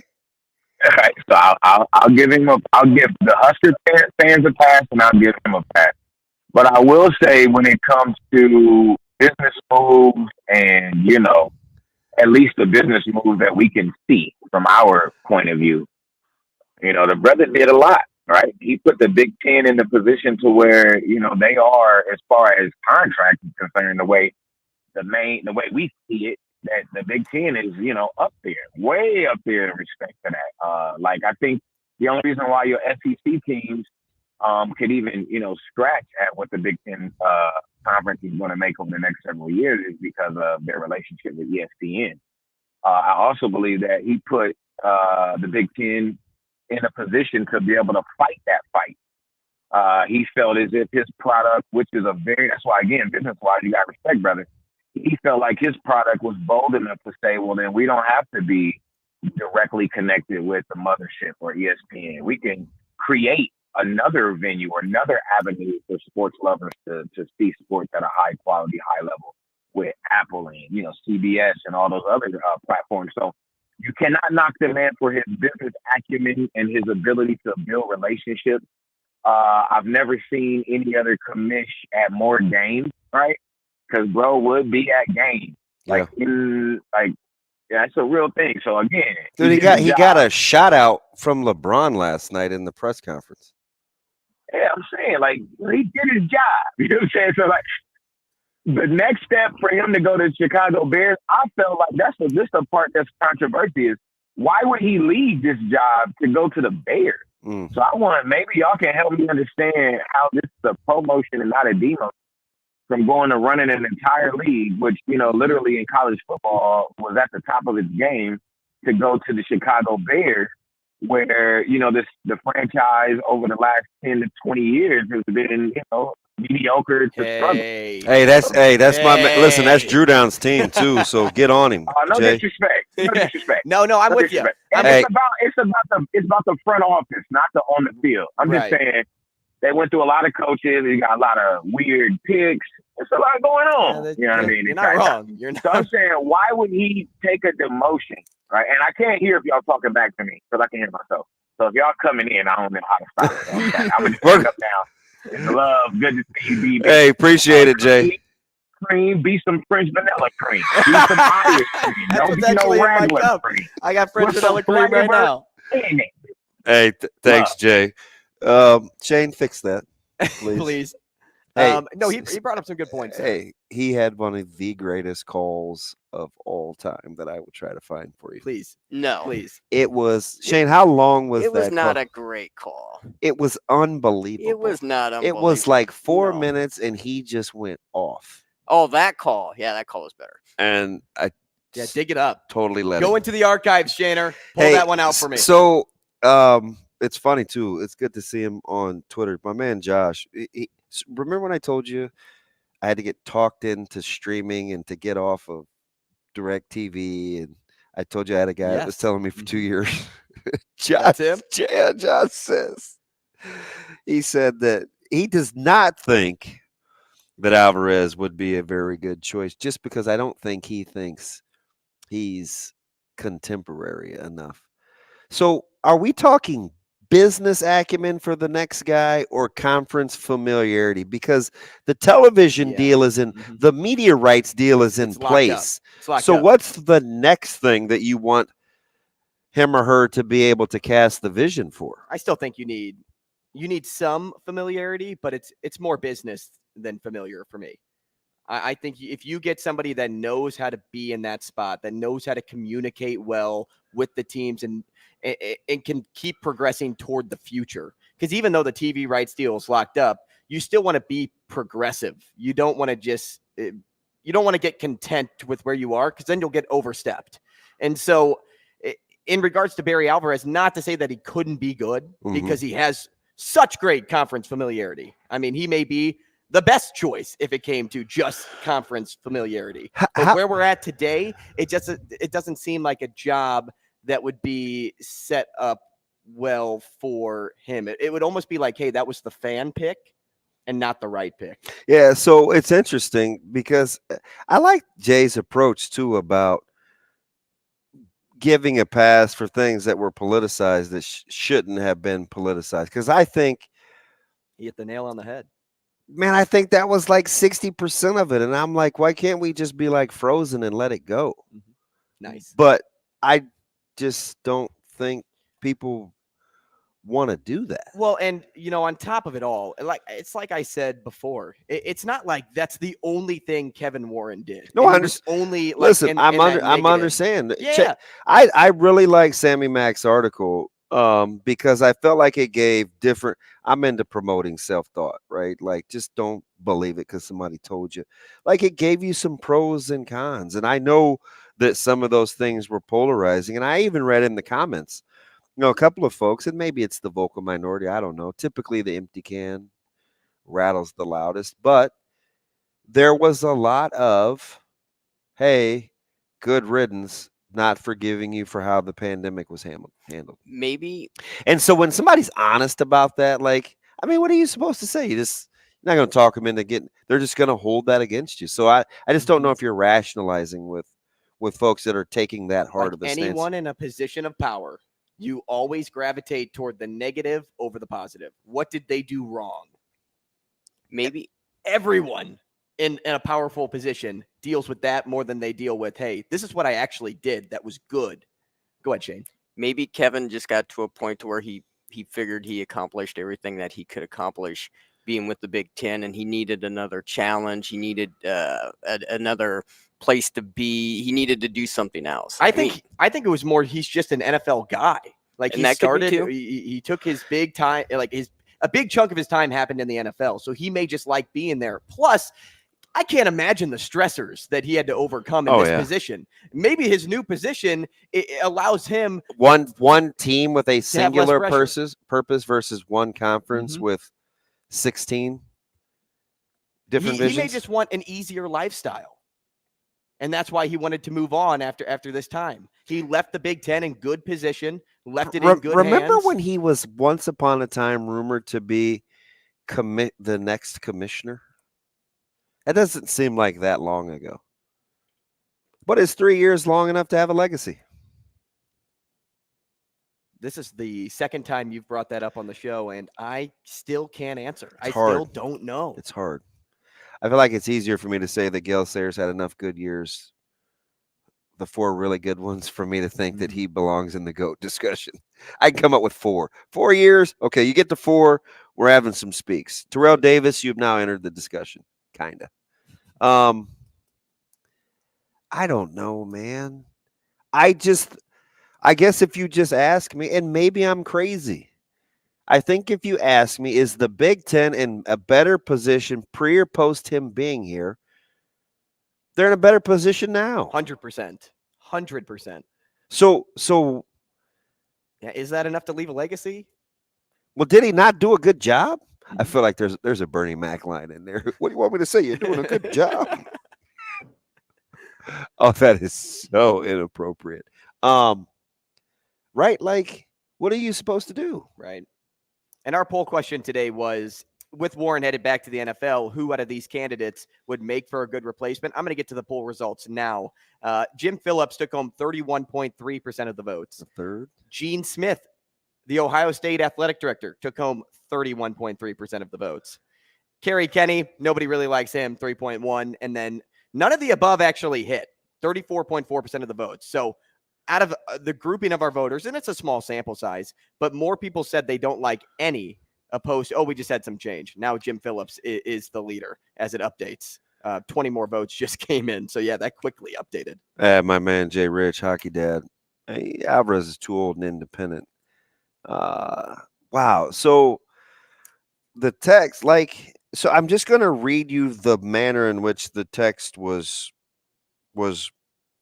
Am I wrong for thinking Barry Alvarez is the next Big Ten commissioner? That's text to me as though that's like should be the foregone conclusion, right? Why aren't we talking about this? Yeah.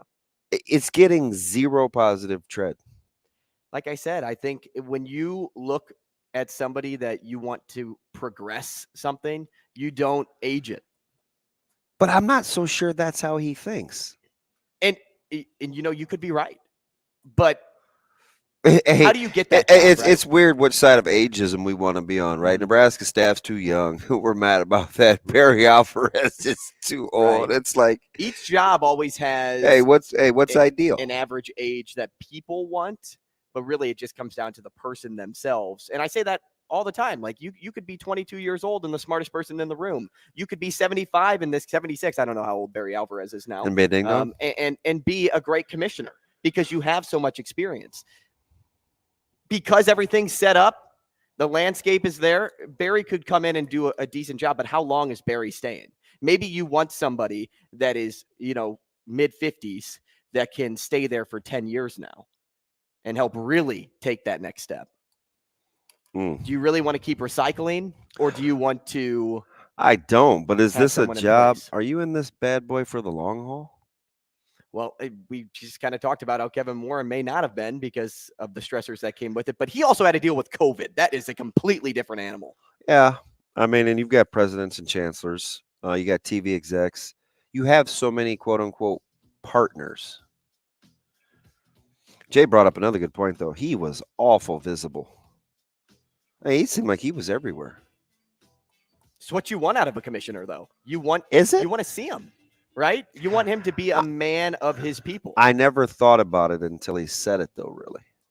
So was that on my, I don't know if that was on my checklist, but I like it now that he said it. It's nice.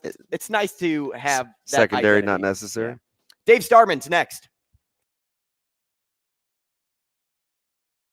Rogers and Benning will be back in 5 minutes.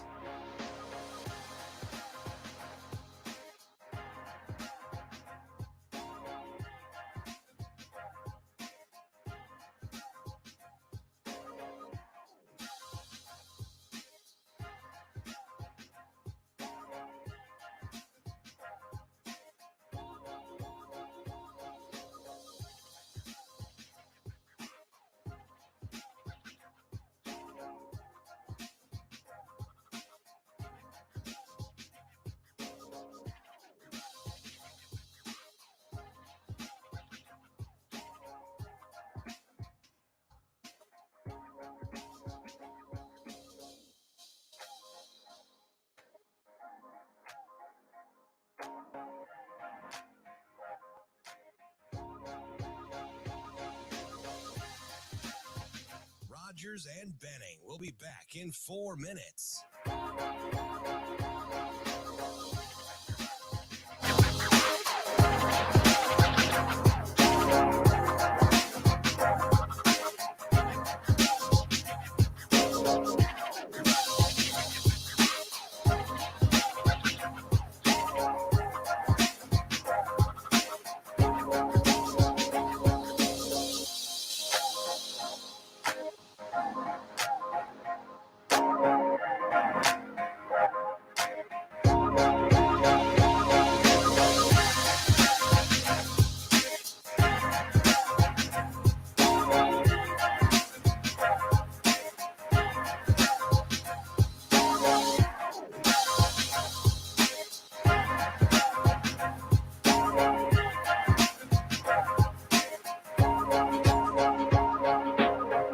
Rogers and Benning will be back in 3 minutes.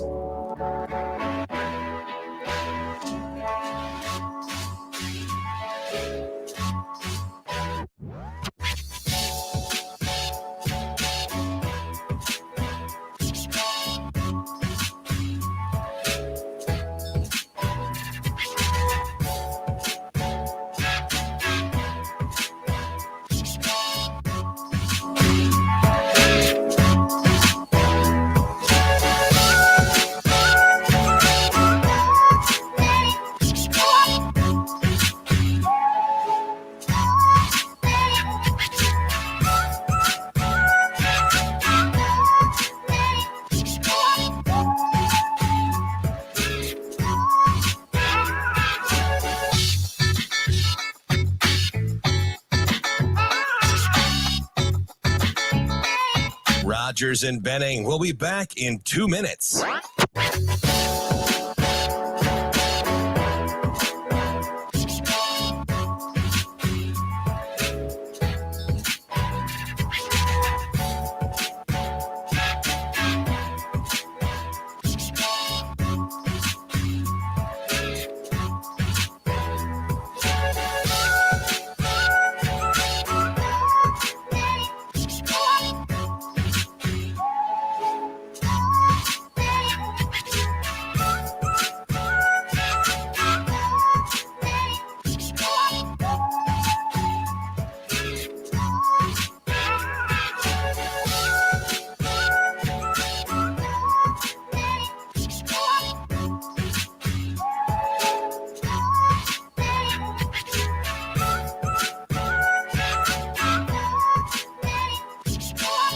Rogers and Benning will be back in 1 minute.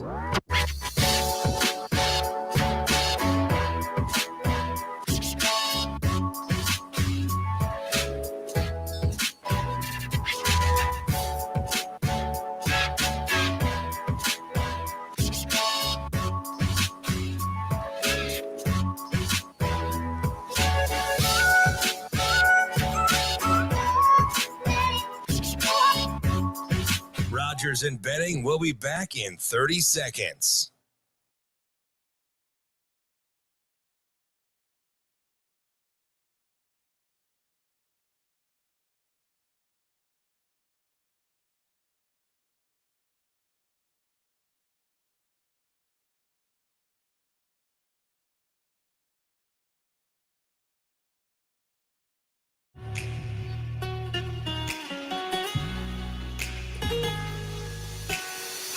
Coffee and Cream with Rogers and Benning on Hail Varsity Radio.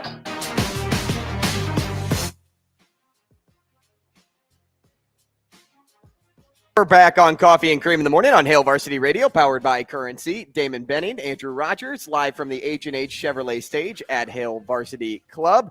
About to talk some hockey with Dave Starman once he gets once he gets back on the line, I guess I should say. He's in town to call the Omaha, Minnesota Duluth hockey game tonight. If you want tickets, you can go to omavs.com to snag those tickets for the game. And, you know, frankly, this is going to be a great matchup. So this is an Omaha team that's coming off of a week break.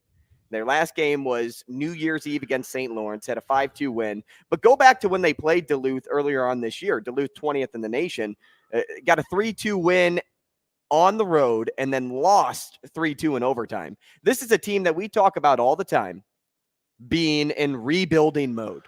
Allegedly. They lost a ton of seniors last year and are not supposed to be competitive this season, let alone maybe next season too. But here they are beating teams that people are writing them off on. Western Michigan, they won 7-6 and 3-1 back-to-back days in December. You win against Denver back in November, the number one team in the nation. You win against Duluth and lose in overtime once. You tie and get a shootout win against North Dakota in early November. If you split series against teams that are ranked in the NCHC, I don't care if you're losing twice to Colorado College. I mean, that seems to happen every year with this group.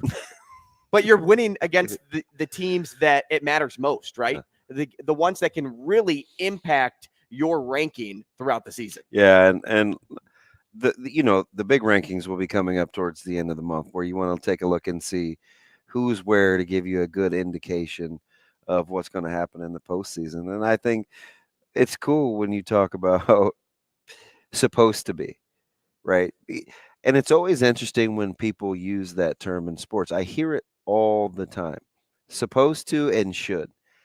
And I cringe every time I hear those words because so many things would just happen on paper. Well, such and such should won. They should have won. And it's usually, you're going back and forth with fans and fan bases. I'm like, oh, really? Is that how competitive sports works? Because it's a good thing that the men and women that are actually participating in those sports don't subscribe to shoulds. Why play the game? Right. Why play the game? And Gabs, I think he's kind of warming up to us too, and I think it helps obviously having familiarity because he sees you all the time. Mm-hmm. But sometimes getting him to be engaged and excited about, because I think the media thing he could take or leave. I mean, to be honest, but he's gotten so much more comfortable with having a microphone and some headsets. That's a good point, right? He has. He's just better. Yeah, Gabs, he's such a great person to talk to because he loves talking about his team, and he loves talking about his team in a good light. Whether bad things are happening, he likes to keep it a bright spot in that locker room. Oh, that is so you. Which I think gains a ton of respect too. Yeah, because your glass stays half full. You're going to keep it pushing. Right. Well, and, even if they, like I said, they lose 2 games to Colorado College, you should not be losing games to that team. However, they are better than they were last year. And still, you instill that fight in your group. You didn't have anybody on the puck line, did you? No, not in this. I only do goal scorers, remember? Jack Randall's been making me tons of money now. No, you're not. No, you're not. Andrew Kozar. I don't even know if you can player prop. I don't know if you can player prop college hockey. Oh, we kid because we care. Let's not get everybody all in trouble. I really like how much Ty Mueller has elevated his game too for that team. Yeah. Yeah. How about the award watch list, right?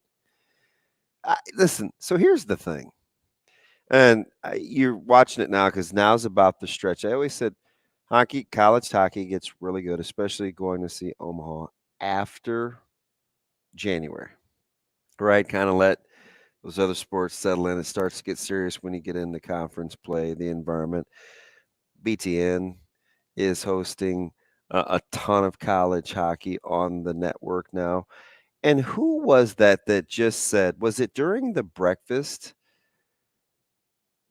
Somebody was in a position of in the know where they said they would not be surprised if Big Ten hockey was not going to be mandated across the conference. Jonathan. Was it Jay Rich? Mm-hmm. I know. Yeah. So I figured it was a hockey guy. Yeah. Do you believe that to be the case? I don't think it'll get mandated.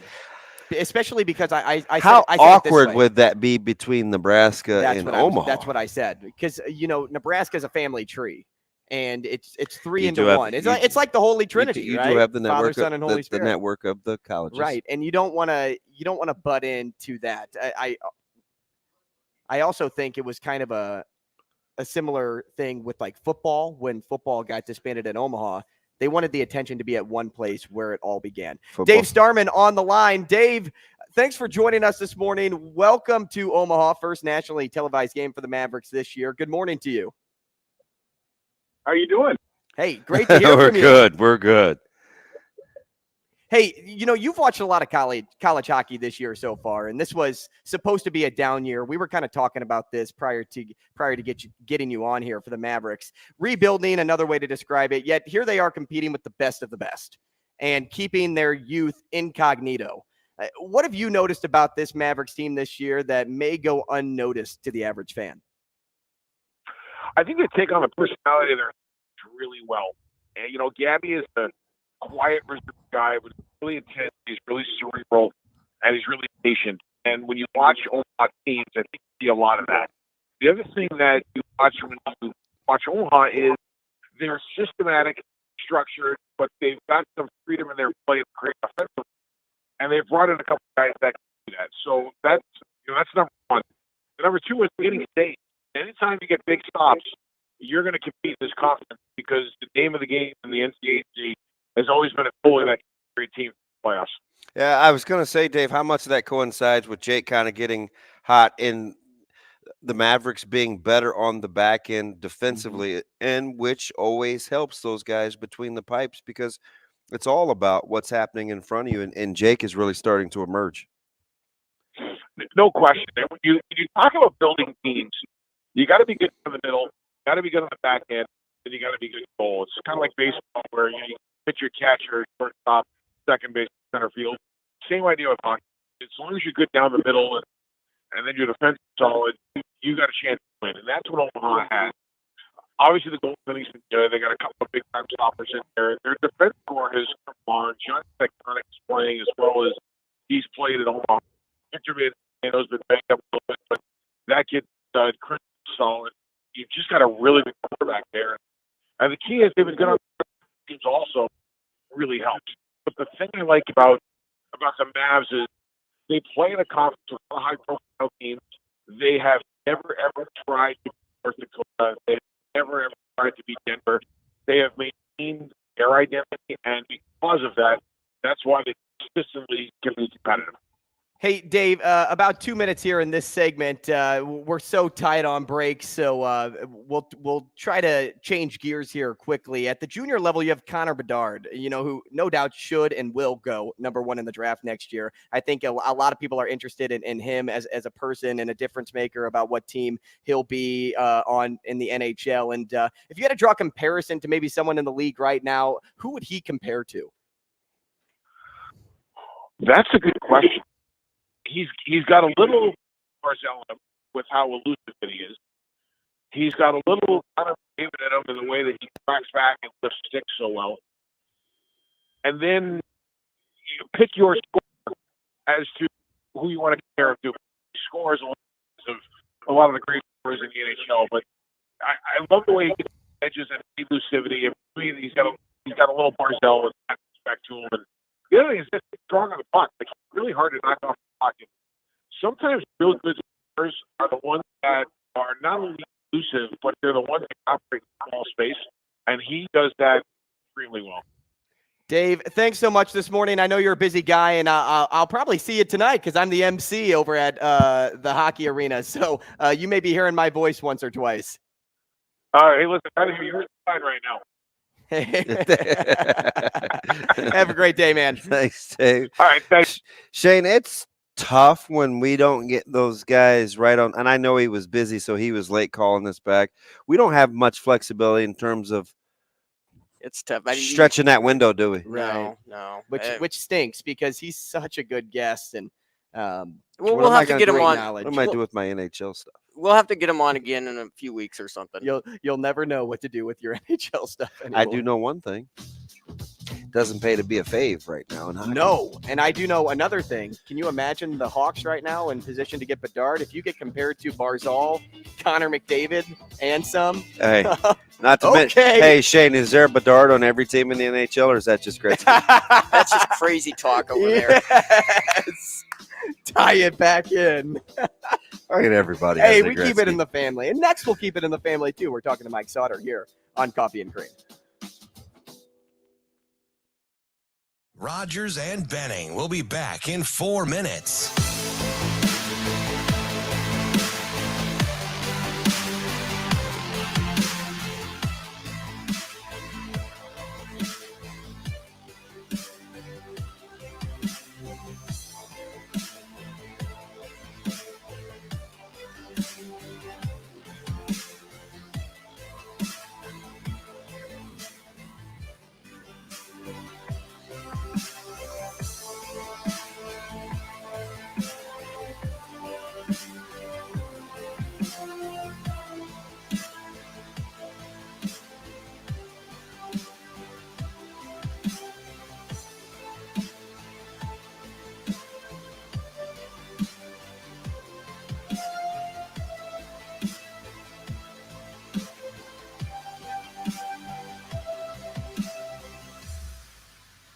Rogers and Benning will be back in 3 minutes.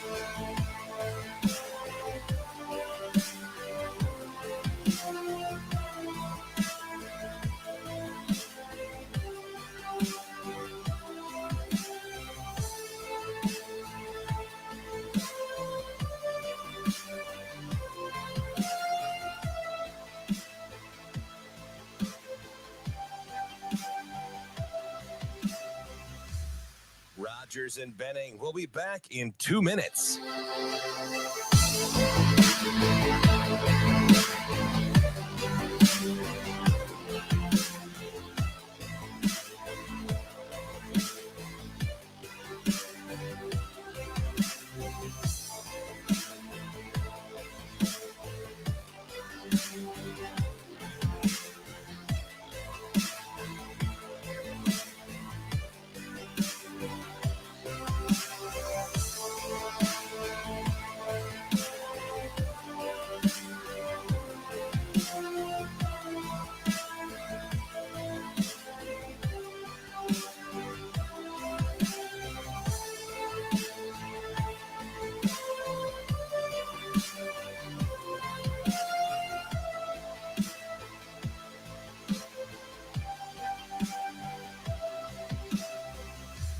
Rogers and Benning will be back in 1 minute.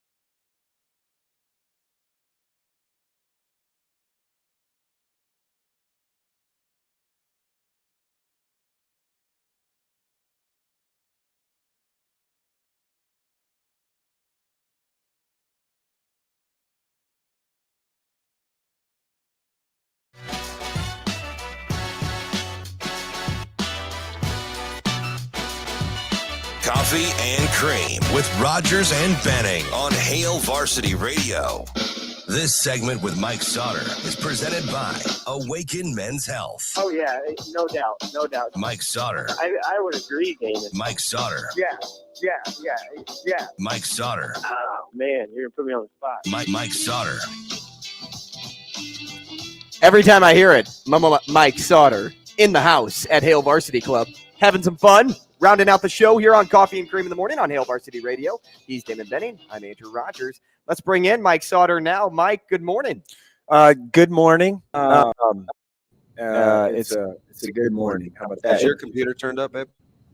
Mike, round two. My computer turned up. You got to turn it down. I muted it. Are you muted? There you go. There Once you mute it, now I muted it. I still can't hear myself. But that's okay. I've done this before. Now it's a little better. You hear the echo again? Yes, I do. I don't know what to do about that. Echo cancellation, Shane. I can hear you just fine. My computer's on mute. Hey, we're good now. We're good. That's all right. Are you good?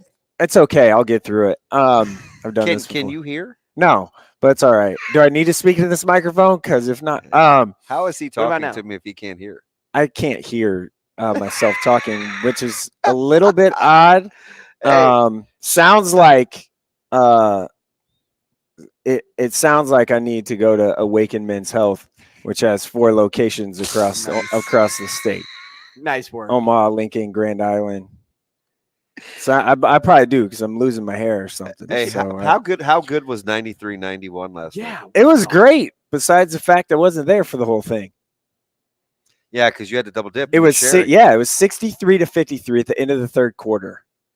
Yeah, that's a lot for girls. I'm thinking, all right, most final scores are somewhere around they had a 68-point fourth quarter. 68-point fourth quarter. Now I got the actual box score of that girls game. Talking Millard South and Bellevue West. I got the book, right? So the book didn't have it didn't have the misses because I was just curious, like, what does this fourth quarter look like? But there was a lot of free throws. Like Cora Olson shot 20 free throws in the game. Oh, she gets buckets, doesn't she? Yeah, she is. She's so crafty around the rim. Yeah, she knows her. Yes. Yeah, she knows how to use her shoulders, and she gets it up on the glass.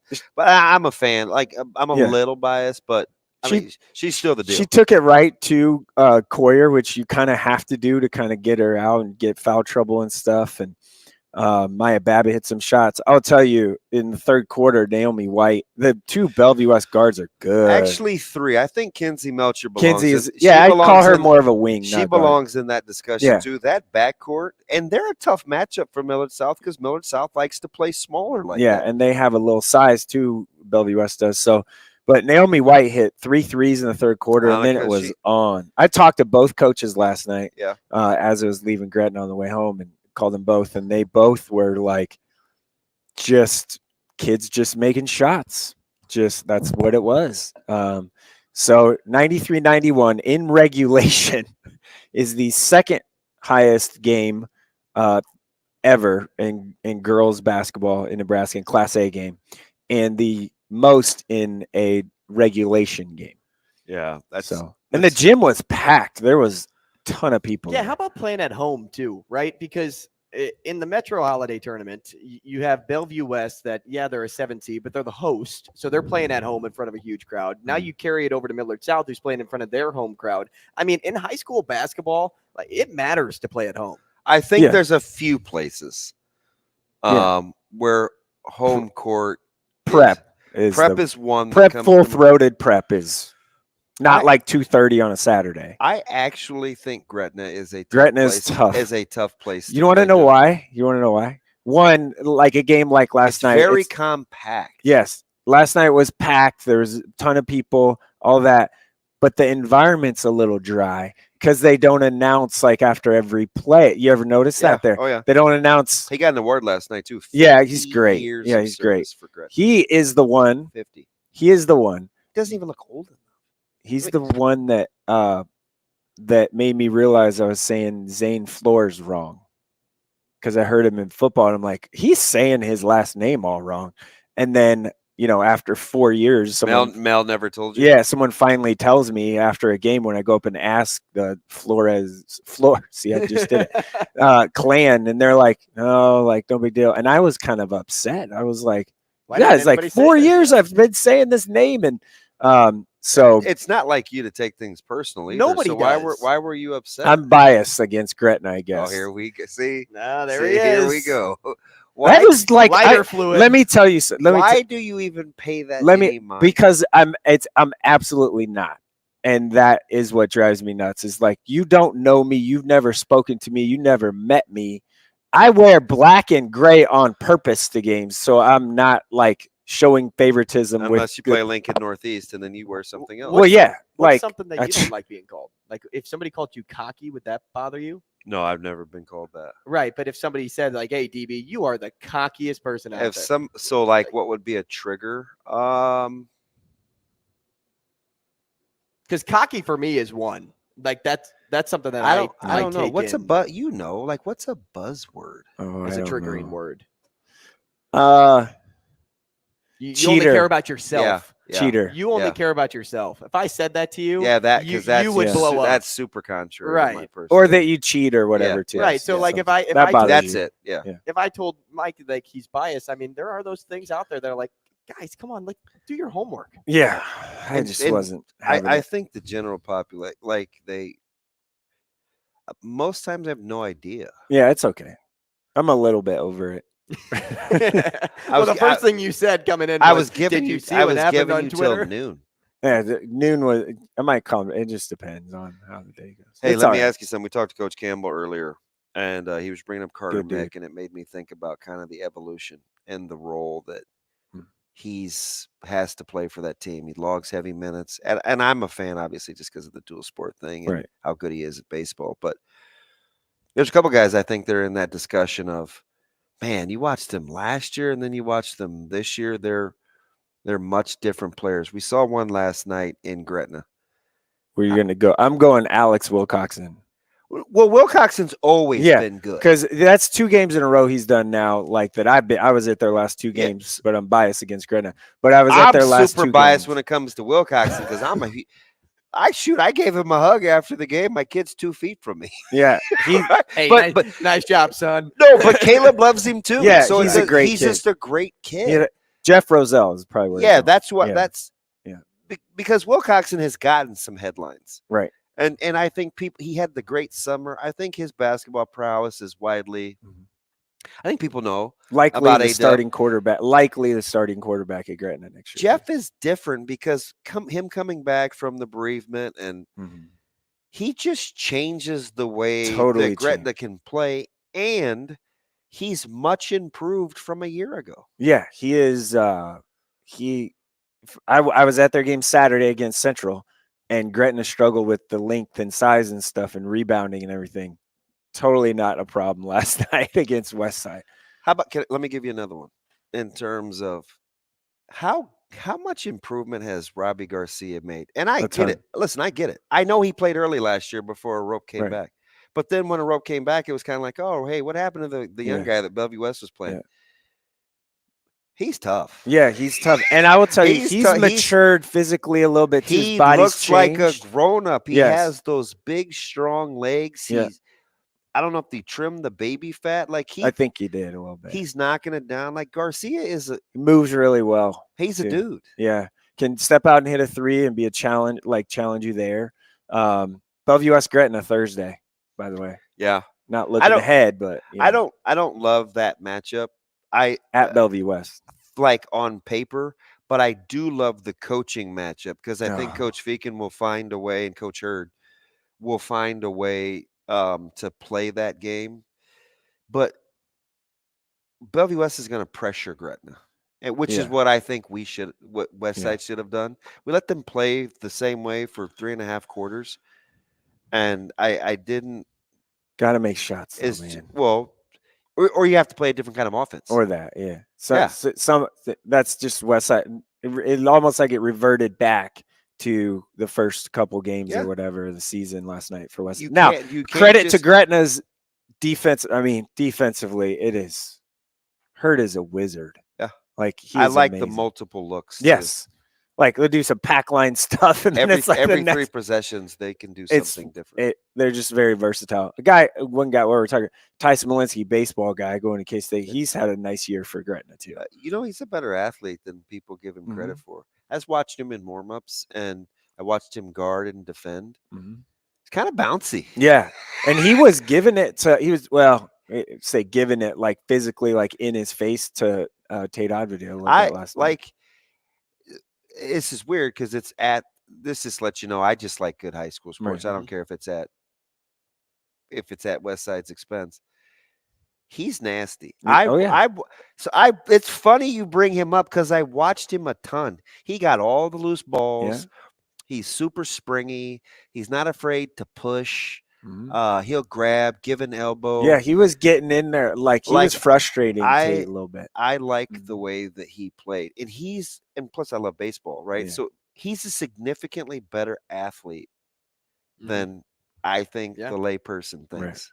Hey, does Platteview have an answer there's for your Wahoo's Gretna hour. side? And does Wahoo have an answer for Milliken? Tough. Wahoo's size is going to be a problem.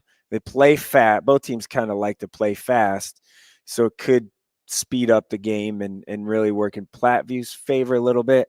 Plattview's in this string of really tough games. They had a tough one against Ashland Greenwood on Tuesday, and frankly, Ashland Greenwood in the second half out-physicaled them, was tougher. Didn't make enough shots. Yeah, but they just couldn't climb back out of the hole.